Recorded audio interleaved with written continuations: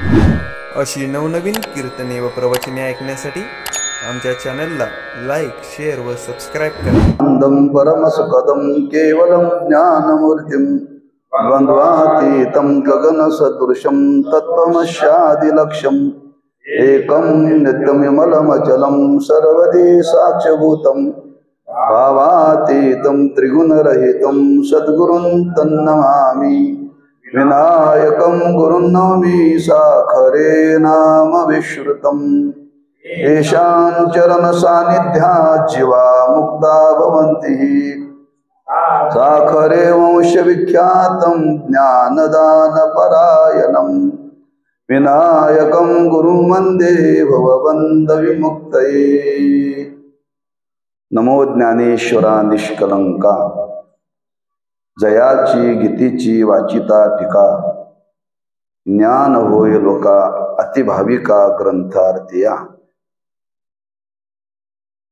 चालू असलेला हा नामोत्सव भगवान श्रीकृष्ण जन्माष्टमीचा सद्गुरू पूर्णानंद महाराजांच्या कृपाशीर्वादाने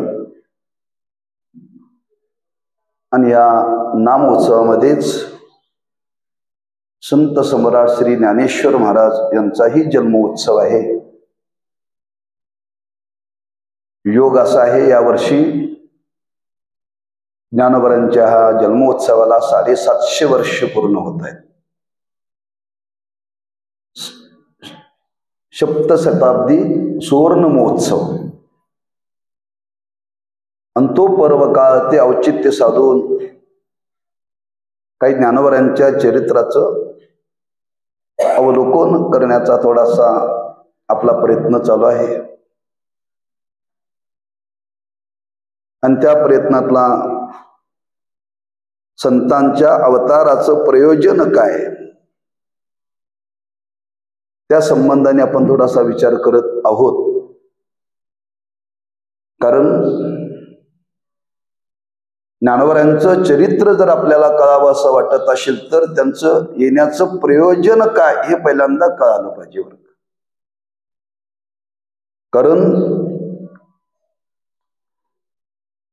संतांचं चरित्र कळण्याकरता पहिल्यांदा संत कळले पाहिजेत.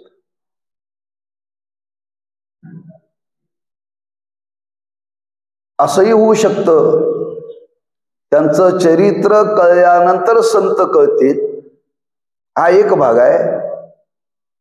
दुसरा भाग आहे की त्यांचं जर स्वरूप कळालं तर त्यांचं चरित्र कळेल. बरं, कारण समाजामध्ये आज संतांच्या जीवनाकडे चरित्राकडे पाहत असताना बहुतांश लोक संकोचित वृत्तीनं पाहतात, किंबहुना आपली प्रपंचाची बुद्धी संतांच्या जीवनाला लावतात. बरं, म्हणून मी बोलून गेलो संतांचं चरित्र दिव्य आहे. जसं देवाचं चरित्र दिव्य आहे तसं संतांचंही चरित्र दिव्य आहे. त्या चरित्राच्या माध्यमातून संतांना या समाजामध्ये कार्य करायचं आहे. काय कार्य करायचं आहे? या संतांच्या कार्याचा जर या प्रयोजनाचा जर आपण विचार केला तर समाज शुद्धीकरणाचं कार्य करायचं आहे. बरं, आणि समाजाचं शुद्धीकरण करण्याकरता करणाऱ्याचं जीवन आचार शुद्ध, विचार शुद्ध, भावना शुद्ध पाहिजे तर समाज शुद्धीकरण करता येतो. बरं, स्वतःचं जीवन शुद्ध पाहिजे तर समाज शुद्ध करता येतो. समाजाला शुद्ध करण्याकरता फार मोठी जीवनशक्ती लागते. बरं, फार मोठी जीवनशक्ती लागते. कोणीही उठाव आणि समाजाचं शुद्धीकरण करावं इतकं सोपं काम नाहीये.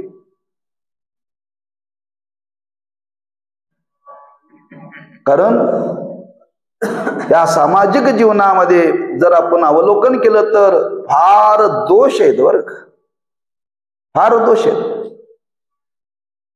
आणि ते दोष जर समाजातले घालवायचे असतील तर त्या मानाची त्या व्यक्तीच्या जीवनामध्ये शक्ती पाहिजे बरं का. आणि त्या शक्ती सहित संत या भूतलावरती अवतीर्ण झाले. एकच त्यांच्या जीवनाचं काम आहे, समाजाचं शुद्धीकरण, समाजाचं स्थिरीकरण. समाज शुद्ध झाला पाहिजे, समाज स्थिर झाला पाहिजे. आणि त्यांचं जीवनच समाजाकरता आहे. आपण बोलून गेलो, जगत उद्धारा लागी धरिला अवतार, मिरविला बडीवार सिद्धाईचा. वर्ग जगाच्या उद्धाराकरता संतांचा हा अवतार आहे, त्यांचं हे नाही. म्हणून त्यांचं वर्णन करताना वर्णन केले, लोपले ज्ञान जगी हित नेनती कोणे, अवतार पांडुरंग नाव ठेविले ज्ञानी आरती ज्ञान राजा.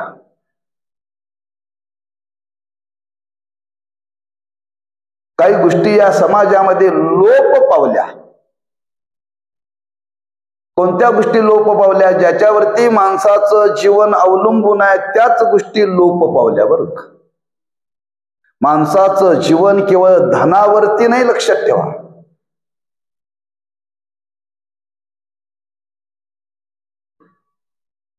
माणसाची धारणा आहे धन मिळवलं म्हणजे जगता येतं.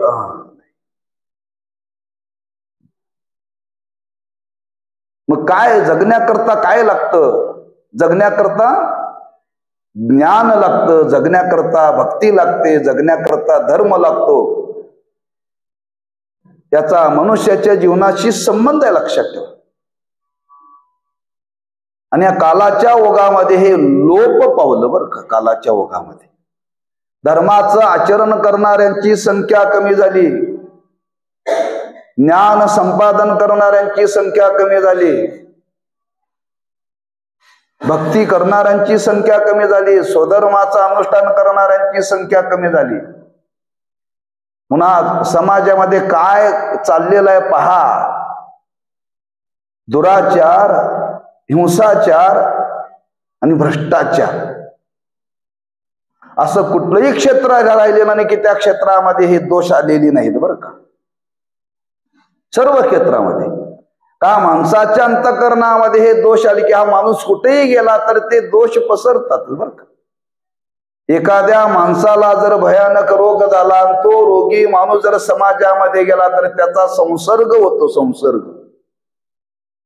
संसर्गाने रोग जसा पसरतो तसं संसर्गाने दोष पसरतात समाजामध्ये.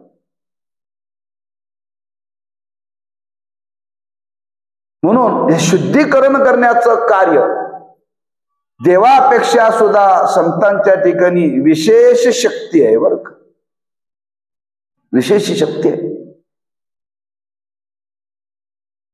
म्हणून तर वर्णन करताना त्यांचं वर्णन केलं, साधकाचा माय बाप दरुशनी हरे ताप, सर्वाभूती सुखरूप ज्ञानोबा माझा. मायबाप शब्द वापरलेला आहे. या भूमिकेतून या संत महात्म्यांनी हे कार्य आपल्या अवतारामध्ये केलेलं आहे. वर्णन आहे, लोपले ज्ञान जगी. कोणतं ज्ञान? ज्याच्यावरती जीवन अवलंबून आहे ते ज्ञान लोपलं बरं का. ज्ञान शब्दाचा अर्थ केवळ शब्द ज्ञान नव्हे. आज आम्ही तुम्ही जे व्यवहारामध्ये ज्ञान मिळतो ते केवळ शब्द ज्ञान आहे. केवळ त्या ज्ञानाने माणसाचं पोट भरतं, समाधान होत नाही. समाधान होत नाही.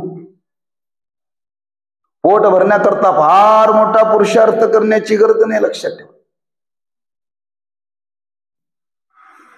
फक्त शास्त्राने वर्णन केले, आपल्या वाट्याला आलेला जो स्वधर्म त्या स्वधर्माचं अनुष्ठान करा, पोट भरतं.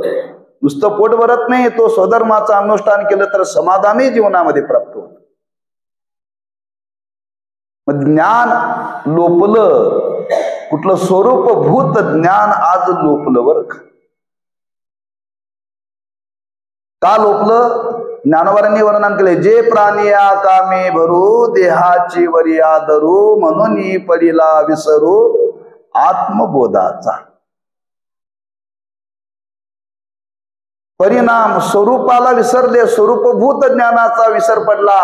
आणि देहालाच मी म्हणायला लागले, देहाला मी म्हणायला लागले, परिणाम देहतादात्म्य निर्माण झालं. देहतादात्म्य निर्माण झाल्यानंतर अहंकार आला, देहतादात्म्य निर्माण झाल्यानंतर काम आला, क्रोध आला, लोभ आला. ही सगळी वंशावळ आहे बरं का त्याच्या मागे. एक कुत्र निघाल की त्याच्या मागे कुत्र्याची झुंबड येते. हे विकार आहे. केवळ देहतादात्म्य निर्माण झालं. देहतादात्म्य का निर्माण झालं? खरं ज्ञान झाकलं गेलं बरं का. खरं ज्ञान झाकलं गेलं. आणि ते खरं ज्ञान काय आहे, ते ज्ञान सांगण्याकरताच अवतार आहे. अवतार पांडुरंग नाव ठेविले ज्ञानी. पांडुरंगाचाच अवतार, पण त्याला पांडुरंग न म्हणता ज्ञानी, ज्ञानेश्वर नाव ठेवलं बरं का. केवळ ज्ञान जगाला देण्याकरता आले. जगाला ज्ञान देण्याकरता आले म्हणून त्यांच्या अवताराचं प्रयोजन आहे. म्हणून संतांच्या अवताराचं प्रयोजन जर आपल्याला कळालं तर संत कळतील बरं का. संत कळतील. केवळ लौकिक चरित्रातून संत आपल्याला कळणार नाहीत बरं का. म्हणून त्यांच्या अवताराची यादीच्या यादी दिलेली आहे. आणि ती यादी देत असताना तुकोबारांनी यादी दिली की अवताराला येऊन ही मंडळी काय करतात. वाढावया सुख भक्ती भाव धर्म कुळाचार नाम विठोबाचे अवतार तुम्हा धराया कारण उद्धराया जन जड जीवन. ती सामुग्री आहे. आणि ती सामुग्रीची वृद्धी करण्याचं कार्य संत समाजामध्ये करतात बरं का. म्हणून आपण बोलून गेलो संतांच्या जीवनामध्ये बघा लौकिक दृष्टीने काहीही नाहीये त्यांच्या जीवनामध्ये. ना धन ना सत्ता, पण त्यांच्या जीवनामध्ये ज्ञान आहे. आमच्या जीवनामध्ये विरुद्ध आहे. सत्ता आहे, धन आहे, पण ज्ञान नाहीये. जगण्याकरता जे माणसाच्या जीवनामध्ये लागतं ते ज्ञान लागतं. केवळ धनावरती जगता येत नाही. म्हणून सांगितलं उदरनिर्वाह करता त्याचा संबंध आहे. म्हणून आज समाजामध्ये समाज शुद्ध होण्याकरता, समाज स्थिर होण्याकरता जे कार्य करायचं आहे त्या कार्याचा लोप झाला. म्हणून त्या कार्याची वृद्धी करण्याकरता संतांना अवतीर्ण व्हावं लागलं. आमच्या जीवनातली प्रयोजन आहेत. मागचं राहिलेलं भोगण्याकरता आलोय. मागचं राहिलेलं भोगण्याकरता आलोय. संतांच्या जीवनामध्ये भोगण्याचा संबंधच नाहीये. संत भोगण्याकरता आलेले नाही. आम्हाला जन्माला आल्यापासून आमच्या पाठीशी भोग आहेत, लक्षात ठेवा. चौघाच्या खांद्यावरती गेलो तरी आपले भोग संपत नाहीत. भोग संपत नाही. कारण एका जन्मात संपण्यासारखे नाहीत ना. एका जन्मात संपण्यासारखे नाही. शास्त्रांनी त्याला फार सुंदर दृष्टांत दिलाय. एक ज्वारीचा दाना जर पेरला तर एका झाडाला एक कणीस लागतं. बरोबर आहे. एका कणसाला दाणे किती लागतात? शेकडो. एक दाना पेरल्यानंतर एका कणसाला शेकडो दाणे लागतात. एक कर्म एका जन्मामध्ये जर केलं तर ते भोगण्याकरता शेकडो जन्म घ्यावे लागतात. फार सुंदर उदाहरण दिले त्या जोंधळ्याच्या कणसाचं बरं का. एकच दाना पेरला जातो पण एका कणसाला शेकडो दाणे लागतात. म्हणून आम्ही तुम्ही आमचा तुमचा जन्म भोगण्याकरताय. असेच भोग भोगत राहू नये. या भोगाला कुठंतरी पूर्ण विराम प्राप्त झाला पाहिजे याची कुठंतरी समाजाला जाणीव करून दिली पाहिजे. भोगता भोगता माणसं गप्प बसत नाहीत. पुन्हा उचापत्या करतात, नवीन करतात. नवीन केलं की पुन्हा भर त्याच्यामध्ये. हे नवीन करायचं आहे ना, मग ते काय नवीन करायचं आहे, हा याची शिकवण संत देतात बरं का. हा भोग कोणाला टाळता येत नाही, भोग कोणाला टाळता येत नाही. मग कोणी म्हणेल संतांच्या जीवनामध्ये पाहिलं जातं एवढी अवतारी पुरुष होते, तरी त्यांच्या जीवनामध्ये सुख दुःख आली ना. सुख दुःख आली म्हणजे जर समाजाला ही शिकवण द्यायची असेल तर त्याच वेशामध्ये शिकवण द्यावी लागते बरं का. त्याच वेशामध्ये. नाटक आहे नाटक. नाटकामध्ये पात्र करणारी माणसं ते नाटक सिद्धीला जाण्याकरता जसं ठरलंय तसं करावं लागतंय बरं का.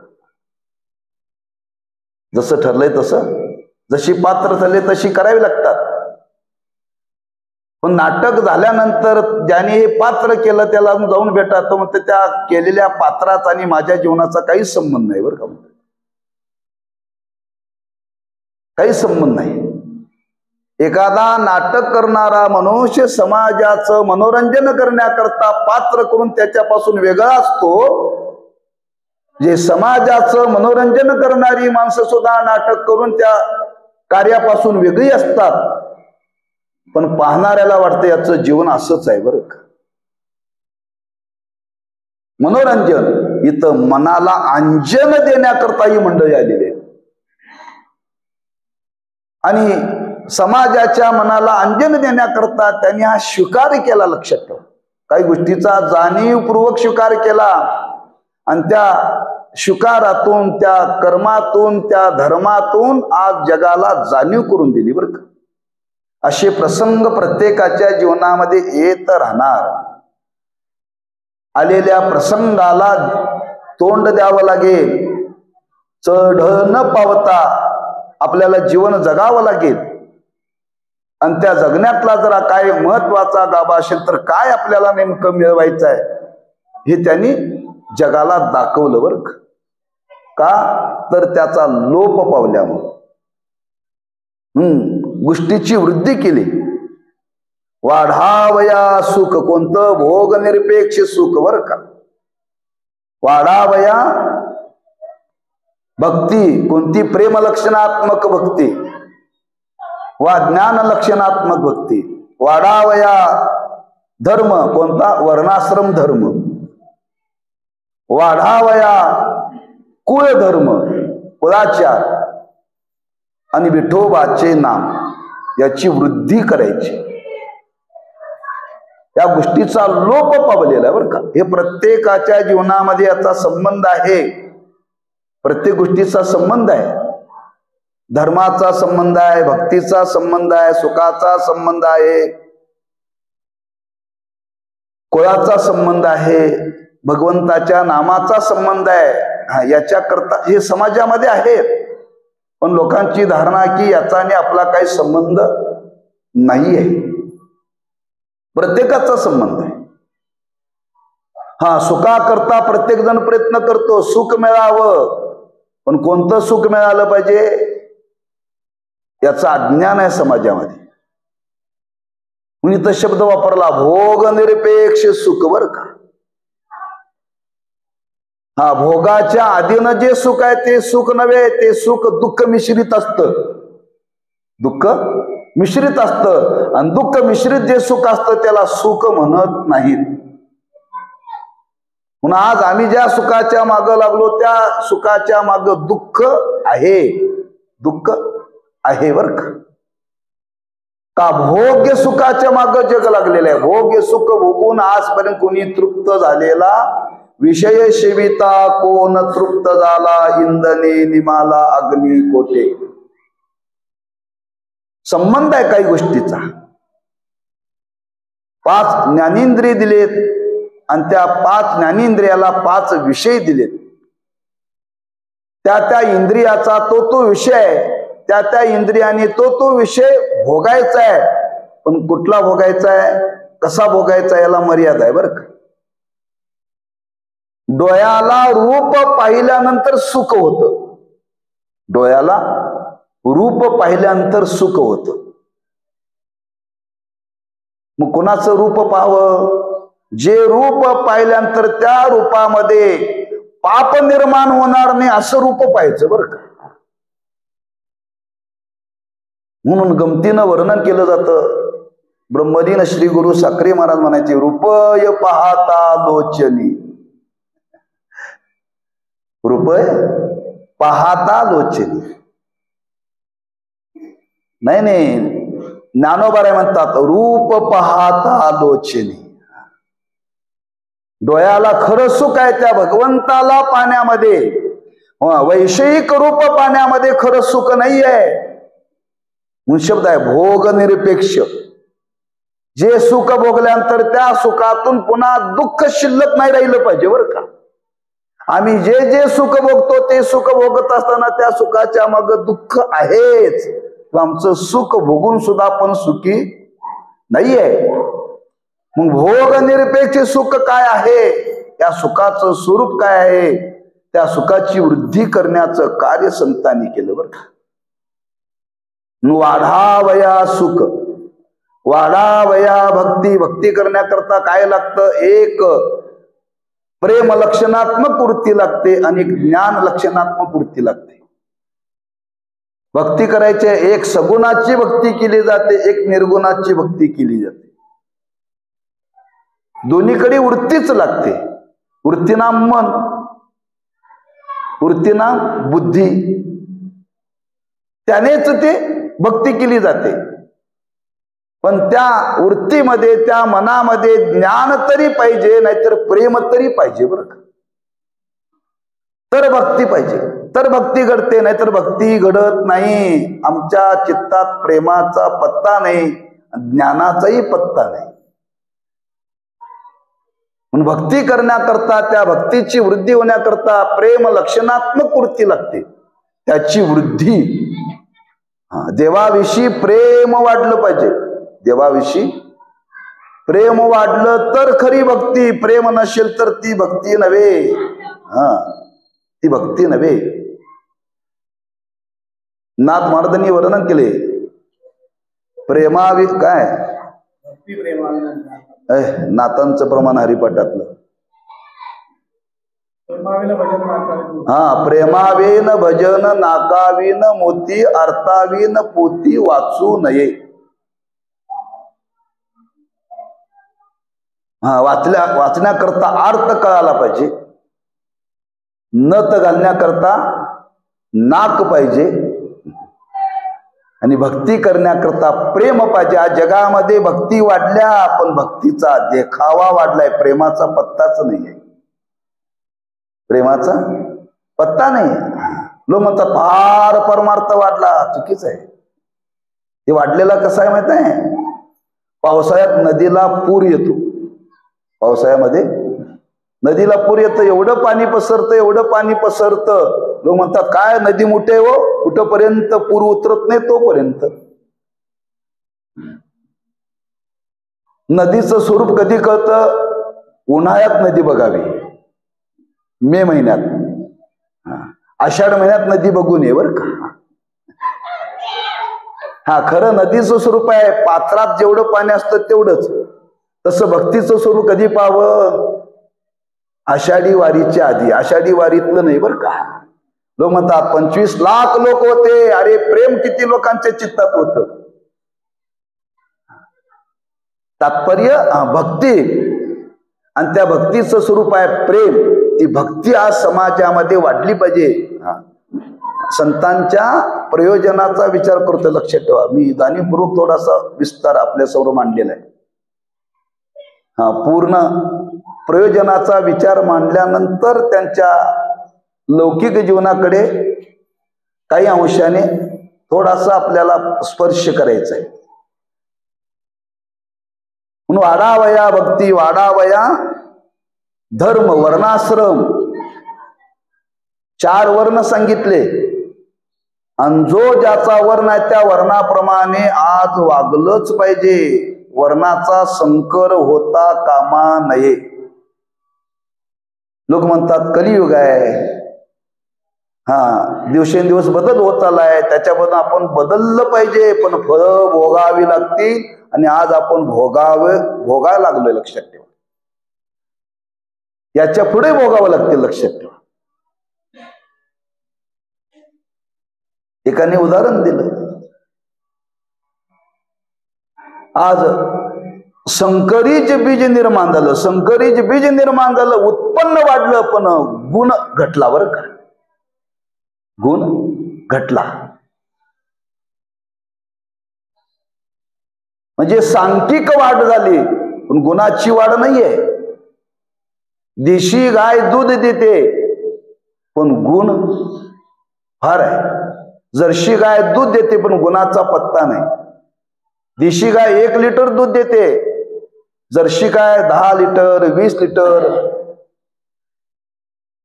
पण ते दूध पिण्याच्या योग्यतेचं नाही. पाण्याने अंघोळ करण्यापेक्षा त्या दुधाने केलेली बरी.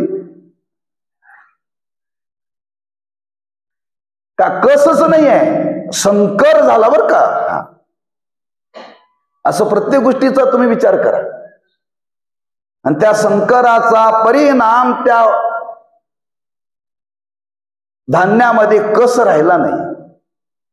म्हणून आज या युगामध्ये काही बौद्धिक संकर होत चाललेला आहे, काय भावनिक संकर होत चाललेला आहे. आणि तो थांबला पाहिजे. आणि तो कुठून होत चाललाय? वर्णाश्रमातून होत चाललेला आहे. त्याला जबाबदार सर्वजण आहोत. सरकारला काय देणं घेणं नाही. सरकारला एकच धोरण आहे, आपली खुर्ची बळकट राहिली पाहिजे. त्याच्या पलीकडे काही नाही बरं का. आपली खुर्ची बळकट राहण्याकरता सरकार काही योजना काढतं, पण त्या धर्माला धरून आहेत का? नाही. म्हणून वर्णाश्रमाची वृद्धी झाली पाहिजे, लक्षात ठेवा. वर्णाश्रमाचा जो धर्म आहे तो प्रत्येकाने पाळला पाहिजे. त्याची वृद्धी केली, वृद्धी, लक्षात ठेवा. म्हणून 4 वर्ण सांगितले, ब्राह्मण, क्षत्रिय, वैश्य, शूद्र. त्या 4 वर्णाचा धर्म सांगितला. म्हणून धर्माची वृद्धी केली. आणि दुसरा धर्म सांगितला कुळ धर्म. बरं का, तो कुळ धर्मही आपण जीवनामध्ये सांभाळला पाहिजे, त्याची वृद्धी केली. आणि शेवटी सांगितलं, ज्या युगामध्ये आज आपण अवतीर्ण जन्माला आलो, त्या कलियुगाचं एक तत्व आहे. परमार्थाच्या दृष्टीने आज या कलियुगामध्ये सर्वांना ज्ञान, भक्ती, योग, कर्म सदासजी सर्वांना ते अवलोकन करण्याकरता फार कष्ट आहे. त्याच्याकरता विशिष्ट अधिकार लागतो. तो अधिकार या कलियुगामध्ये राहिला नाही. आणि तो कलियुगामध्ये अधिकार प्राप्त होऊन ही सर्व साधन आपल्या जीवनामध्ये घडावी, त्याच्याकरता नाम विठोबाचे, त्या भगवंताच्या नामाची वृद्धी या कलियुगामध्ये संतांनी करण्याचं ठरवलंय बरं का. हे प्रयोजन आहे त्यांच्या अवताराचं.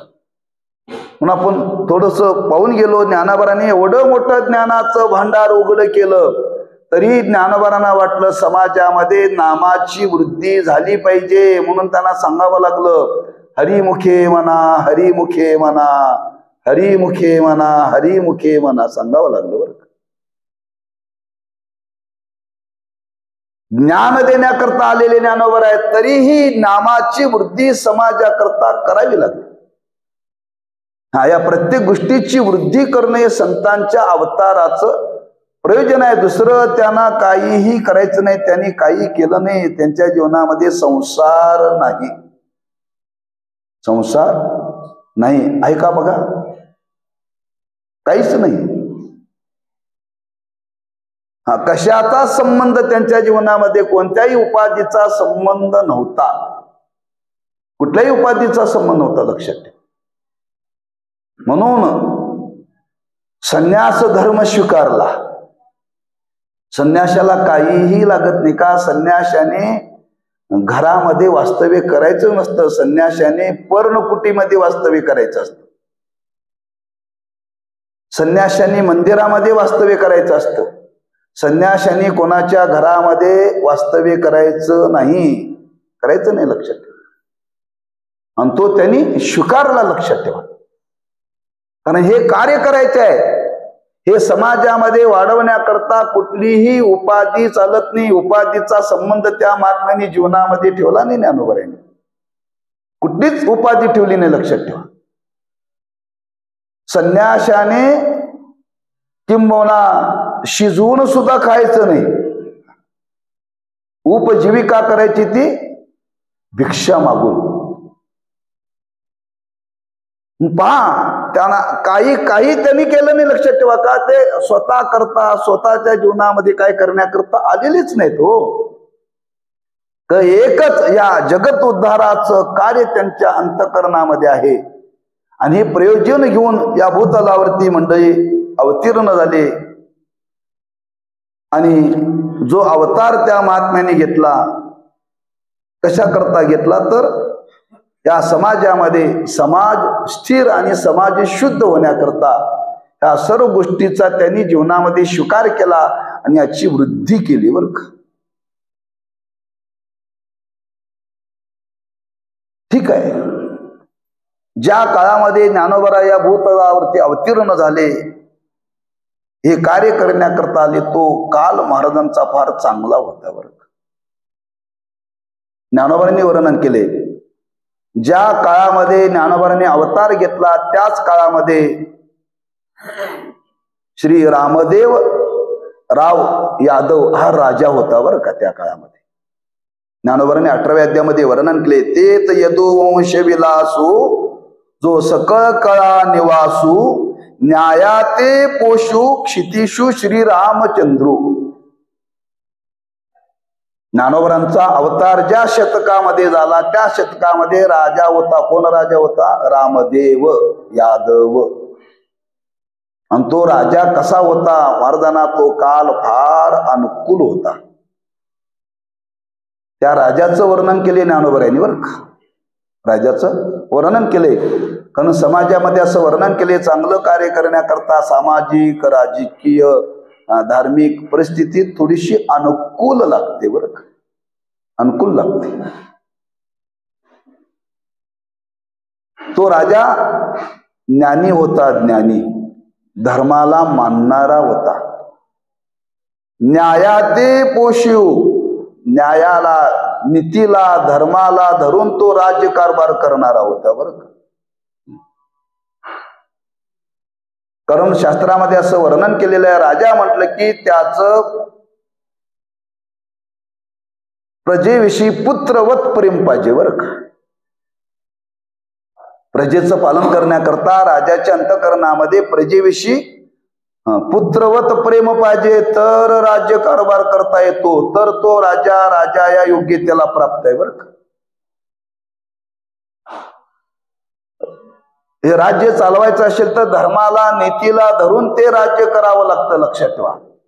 धर्म नीतीचा अवमान होता कामा नये. जर झाला तर वंशावळ शिल्लक राहत नाही. पहा तुम्ही महाभारत तुम्ही पहा, कौरव शिल्लक राहिले नाहीत. धृतराष्ट्र राजा होता, जसा वरून आंधळा होता तसा आतूनही आंधळा होता. बरं का, वरून आंधळा होता तसा आतूनही आंधळा होता. आताचे राजे वरून आंधळे नाहीत, आतून आंधळे आहेत. बरं का, म्हणजे त्या राजाला ज्ञान पाहिजे. लक्षात ठेवा. धर्माचं नीतीचं आचरण करणारा राजा पाहिजे. म्हणून महाराजांचा अवतार ज्या काळामध्ये झाला त्या काळामध्ये असा राजा होता. त्या राजाचं वर्णन महाराजांनी केले, राजाची स्तुती केली नाही, राजाचं वास्तव स्वरूप सांगितलंय. संतांनी कुठं राजे लोकांची स्तुती केलेली नाही. ही स्तुती करण्याकरता उभी वापरली नाही. बरं का, वास्तव धरून आणा तो राजा राज्यकारभार करीत होता ज्ञानोबांचा काळातला. लक्षात ठेवा. नीती धर्माला धरून राज्य केलं पाहिजे. लक्षात ठेवा. किंबहुना राजा हा तत्वज्ञानी पाहिजे. कुठल्या निरपेक्ष बुद्धीनं न्याय देणारा पाहिजे राजा. लक्षात ठेवा. निरपेक्ष बुद्धीनं न्याय देणारा पाहिजे. म्हणून वर्णन केले कायद्यामध्ये, एखादा न्यायाधीश न्यायाचा निवाडा करत असताना त्याच्याकडे जर एखाद्या नातेवाईकाची जर केस आली तर तो घेत नाही बरं का. खरा न्यायाधीश घेत नाही तो. ते म्हणजे दुसऱ्याकडे द्या म्हणतो ही केस, कारण ही आपली जवळची माणसं आहेत आणि त्या माणसांच्या विषयी चित्तामध्ये काही मोह लोभ निर्माण हो, जर त्याच्या बाजूने जर न्याय दिला तर तो अधर्म आहे. लक्षात ठेवा, अधर्म आहे. म्हणून काही न्यायाधीश अशा केसेस घेत नव्हते. लक्षात ठेवा, आता राहिलं नाही ते. म्हणून त्या काळामध्ये हा राजा होता रामदेव, आणि तत्वज्ञानी बर का. म्हणून ब्रह्मलीन श्री गुरु साखरे महाराज सांगायचे, राज्यकारभार चांगला चालावा असं वाटत असेल तर एक तत्वज्ञानी पुरुषाला राजा करा, नाहीतर राजाला तरी तत्वज्ञान करून द्या. अवघड आहे. हा तत्वज्ञानी पुरुष राज्यकारभार करणारा पाहिजे. कारण असं वर्णन केलेलं आहे, राज्याचा कारभार करायचा. एखादी संस्था आहे आणि त्या संस्थेचं कार्य करत असताना त्या संस्थेचे अध्यक्ष आणि त्या संस्थेचं मीठ सुद्धा खायचं नाही बरं का, तर कार्य करता येतं. मीठ सुद्धा खायचं. मी नीट म्हणत नाही बरं का, मीठ म्हणालोय.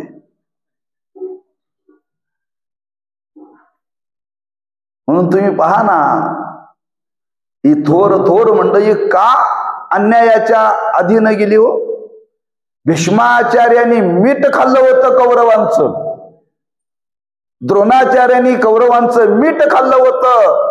हा न्याय कळून सुद्धा न्याय देताना मीठ खाल्ल्याचा परिणाम. फार मोठं उदाहरण आहे महाभारतातली. हे चाललेलं न्यायाच्या विरुद्ध आहे. त्यांना कळत होतं का नाही, पण काय करता आलं नाही. म्हणून तो कारभार करत असताना, ते राज्य करत असताना निरपेक्ष बुद्धी लागते. लक्षात ठेवा, निरपेक्ष बुद्धीनं कार्य करावं लागतं. त्या राज्याचा कुठल्याही वस्तूशी संबंध राजाचा येता कामा नाही. त्याने त्याचा भोग घ्यायचा नाही आहे. आणि अशा योग्यतेचा तो राजा त्या काळामध्ये होता. म्हणून त्या राजाचं ज्ञानोबांनी वर्णन केले बरं का सामाजिक स्थिती चांगली राहण्याकरता तो त्या काळामध्ये राजा त्या योग्यतेचा होता. म्हणून त्या राजाच्या अंतःकरणामध्ये, समाजामध्ये आत्मोपम्य बुद्धी होती. ज्ञान जर असेल, धर्माला नीतीला धरून जर तो वागत असेल तर आत्मोपम्य बुद्धी निर्माण होते बरं का. आणि जर नसेल तर आत्मोपम्य बुद्धी निर्माण होत नाही. लक्षात ठेवा. म्हणून असा हा ज्ञानोबरांच्या अवतारातला त्यावेळेचा हा राजा होता. अनुकूल परिस्थिती होती आणि त्या काळामध्ये ज्ञानोबरांचं अवतरण झालेलं आहे. आणि त्या काळामध्ये अवतरण होऊन त्या ज्ञानोबरांचं चरित्र आज समाजाला कळावं म्हणून संतांच्या वचनाच्या द्वारे त्यांच्या अवताराचं अवलोकन करण्याची गरज आहे. तुका म्हणे अंगी व्हावे जे आपण, तरीच महिमान येईल कळो. हा ज्ञानोबरांच्या चरित्राचं वर्णन केलं पहिलं नामदेव महाराजांनी. ज्ञानेश्वरांच्या चरित्राचं दुसरं वर्णन केलं शांतीब्रह्म एकनाथ महाराजांनी. आणि ज्ञानेश्वर महाराजांच्या चरित्राचं वर्णन केलं चौथं जगद्गुरु श्री तुकोबारायांनी. तिसरं आणि चौथं वर्णन केलं ज्ञानेश्वर महाराजांच्या चरित्राचं निळोबारायांनी बरं. संतांनी संतांच्या चरित्राचं केलेलं वर्णन आहे ते निष्कलंक आहे बरं का. पण त्यांच्या चरित्राचं वर्णन करत असताना असं विचार मांडलेला आहे. आज एखाद्या व्यक्तीचं जीवन जर आपल्याला पाहायचं असेल तर पूर्ण इतिहास आपल्याला माहिती पाहिजे. आणि इतिहासाचं ज्ञान आज जाणणाऱ्यांची संख्या कमी आहे. इतिहास बरं का. आज कोणी ग्रंथच वाचायला तयार नाही, कोणी पुराण वाचायला तयार नाहीत, कोणी हे शास्त्र सांगितलेलं वाचायला कोणी नाही. इतिहास कळणार कधी? हा इतिहासाचं परिपूर्ण ज्ञान पाहिजे. आज याचा अभाव आहे समाजामध्ये. का? समाजाला त्याची आवड राहिलेली नाही. आणि इतिहास माहिती नसल्यामुळं काही कादंबऱ्या निर्माण करणारी माणसं जन्माला आली आणि त्यांनी संतांच्या चरित्राचं लेखन करायला सुरुवात केली. कादंबरी म्हणजे इतिहास नव्हे, काल्पनिक फार असतं कादंबरीमध्ये बरं का. कादंबरीमध्ये काल्पनिक फार असतं. आणि काल्पनिक हे आज जीवनामध्ये दिशा देणार नाहीये. म्हणून संतांच्या चरित्राचं जर अवलोकन आपल्याला करायचं असेल तर संतांच्या मुखातून आलेलंच संतांचं चरित्र आपण अवलोकन केलं पाहिजे. म्हणून संतांचं वास्तव स्वरूप आपल्याला जर जाणून घ्यायचं असेल तर त्या सकल संतांनी ज्ञानोबरांच्या चरित्राचं वर्णन केले. आणि त्यात वर्णन करणारे पहिले जर कोण असतील तर नामदेव महाराज बरं. आणि त्या नामदेव महाराजांनी केलेलं हे वर्णन आहे. त्या नामदेव महाराजांचा फार मोठा अधिकार आहे बरं का. सामान्य नाहीत. ते भक्त होते. कोण होते? भक्त होते. त्यांना सगुण निर्गुणाचा साक्षात्कार होता. स्वधर्मनिष्ठ होते. त्यांच्या जीवनामध्ये वैराग्य होतं. म्हणजे ज्या नामदेव महाराजांनी ज्ञानेश्वर महाराजांचं चरित्र लिहिलं त्यांचा अधिकार किती होता पहा. ज्या ज्ञानेश्वर महाराजांचं चरित्र सांगायचं आहे त्याच योग्य त्याचा अधिकार त्यांचा होता बरं का. ज्ञानेश्वर महाराजही भक्त होते, नामदेव महाराजही भक्त होते. ज्ञानेश्वर महाराजही वैराग्य संपन्न होते, नामदेव महाराजही वैराग्य संपन्न होते. ज्ञानेश्वर महाराजही सगुण निर्गुणाचा साक्षात्कार झालेला होता, नामदेव महाराजांनाही झालेला होता. ज्ञानेश्वर महाराजही स्वधर्मनिष्ठ होते, नामदेव महाराजही स्वधर्मनिष्ठ होते. म्हणून संतांनी संतांच्या चरित्राचं अवलोकन केलं. तेच चरित्र ऐका, तेच वाचा. कादंबरीतलं चरित्र वाचू नका. नाही तुम्हाला चरित्र वाचायला मिळालं संतांच्या मुखातून आलेलं त्यावेळी एक करा. बाकीचा कुठला इतिहास वाचण्यापेक्षा एक वाचा. केवळ त्यांच्या नावाचा जप जरी केला तरी चालेल बरं का. पण नको त्याच्या मुखातून आलेलं चरित्र ऐकू नका बरं का. म्हणून त्यांच्या चरित्राचं वर्णन करणारी मंडळी संत जे वर्णन करतात ते दोघांचंच वर्णन करतात बघा. तिसऱ्याचं वर्णन करत नाहीत. एक देवाचं वर्णन करतात आणि संतांचं वर्णन करतात. म्हणून त्यांनी परखड भाषेमध्ये सांगितले, वर्णाविती थोरी एका विठ्ठलाची, कीर्ती मानवाची सांगू नये. मानवाचं वर्णन संतांनी केलेलं नाही, लक्षात ठेवा. एक देवाचं वर्णन केलं आणि देवाचंही वर्णन सडेतोड देवाचं वर्णन केले बरं का. देवाचं सुद्धा वर्णन करताना आणि त्याच योग्यतेने संतांचं केलेलं वर्णन आहे. म्हणून ज्ञानोबरांच्या चरित्राचं अवलोकन जर आपल्याला करायचं असेल तर नामदेव महाराजांच्या मुखातून जे आलेलं चरित्र आहे तेच आपण ऐकलं पाहिजे बरं. त्याच चरित्राचं आपण अवलोकन केलं पाहिजे. म्हणून नामदेव महाराजांचा फार मोठा अधिकार होता आणि त्या अधिकार वाणीने त्यांनी ज्ञानोबरांचं चरित्र लिहिलेलं आहे. मी आरंभाला बोलून गेलो. पहिले संत चरित्रकार म्हणजे नामदेव महाराज बरं का. पहिले संत चरित्रकार. दुसरी गोष्ट आहे, पूर्ण त्यांच्या चरित्राचं अवलोकन त्यांनी जवळून केले, ऐकीव नाही बरं का, ऐकीव नाही, सानिध्य घडलेलं आहे त्यांना. पूर्ण चरित्राचं त्यांना दर्शन झालेलं आहे बरं का. अवकी वर्णन करणं वेगळं आणि वास्तव स्वरूपाला पाहून वर्णन करणं वेगळं. आज समाजामध्ये जे गोंधळ होतात ते ऐकीव गोष्टीनं होतात बरं का. वास्तव स्वरूप झाकलं जातं.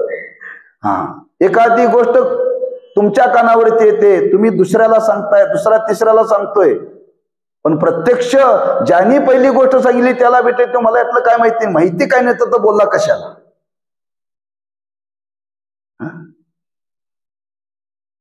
हे बोलणं म्हणजे एका परीनं पाप आहे, लक्षात ठेवा. एका परीनं वास्तव स्वरूपाला धरून नसलेलं लोकाला तुम्ही जर समाजामध्ये सांगायला लागला तर त्याच्यासारखं पाप नाही, त्याच्यासारखं पाप नाही, लक्षात ठेवा. अवास्तव स्वरूपाचं वाणीनं कधी वर्णन करू नये. एखाद्याने काय विचारलं तर कानावर हात ठेवावं, मला माहित नाही म्हणावं बर का. पण काहीतरी लोकाला सांगू नये, दिशाभूल करू नये, लक्षात ठेवा. पण संतांच्या चरित्रामध्ये असं सामर्थ्य आहे. अहो, संतांचं चरित्र जर समाजाला कळेल तर एका परीने समाज शुद्ध होईल, यात नवल नाहीये.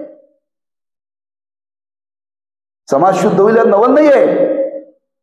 पण संतांचं चरित्र जसंच्या तसं जर समाजाला जर कळलं आणि त्याच्यातून जर संतांच्या विषयी अंतःकरणामध्ये जर समाजाविषयी जर प्रेम निर्माण झाले तर संतांची कृपा त्या माणसाच्या जीवनामध्ये होईल, लक्षात ठेवा. आणि संतांच्या कृपेने त्याचं जीवन बदलून जाईल. म्हणून वास्तव स्वरूपाचं दर्शन ज्या संतांचं जवळून झालं, असे जवळून जाणणारे जर कोण असतील तर नामदेव महाराज आहेत. आणि त्या नामदेव महाराजांनी ते अक्षरबद्ध केलेलं आहे चरित्र पूर्ण. आणि त्या अक्षरबद्ध केलेलं चरित्र आहे, त्या चरित्राचा विचार आहे, प्रयोजनाचा विचार आपण करत आलो. ज्यांचा अवतार झाला, कसा झाला, कुठे झाला, कोणाच्या पोटी झाला. उद्या ज्ञानोबरायांचा दिवस आहे, जयंतीचा बरं का. उद्या अवताराचं स्वरूप मी सांगून थांबणार आहे. राहिलं तर पूर्ण होणार नाही चरित्र, मला माहिती आहे. राहिलेलं पुढच्या वर्षी सांगू. ज्ञानोबरांचा जन्म कसा झाला, कोणाच्या पोटी झाला, कुठं नेमका झाला, त्या होण्याच्या मग काय घडलं नेमकं, थोडस तुम्ही ऐकलंय सुरदासांच्या मुखातून. पण त्याचा मी उद्याचं औचित्य साधून जणू आपल्याला तो जन्म उत्सवच साजरा करायचा उद्या बरं का. म्हणतो मी इथंपर्यंत आलो बरं काय सांगत. म्हणून कारण प्रगटीकरण आपल्याला पाहिजे ना ज्ञानोबरायांचं. आणि ते अष्टमीच्या श्रावण वद्य अष्टमी ना, ज्या दिवशी भगवंताचं प्रगटीकरण झालं, त्या दिवशी ज्ञानोबराय प्रगट झाले. पण त्यांच्या प्रगटीकरणाचं काय आहे तेव्हा उद्या थोडस विस्ताराने आपल्याला पाहायचं आहे. वेळही उद्या थोडासा गेला तर जाऊ द्या, का उद्या कीर्तन 10 ते 12च आहे. तेव्हा त्यांच्या जन्म उत्सवाचा थोडासा प्रगटीकरण कसं, कुठं, कधी झालं याचा विचार आपल्याला महाराजांच्या जीवनाचा करायचा आहे. त्यांचा हा उद्याचा पर्व काळ साधन करायचा आहे. तेव्हा तो विचार उद्याच्या दिवशी आपण सांगूया. आज या ठिकाणीच आपण थांबूया. पुंडलिक वरदारी विठ्ठल श्री ज्ञानदेव यत्र योगेश्वर कृष्ण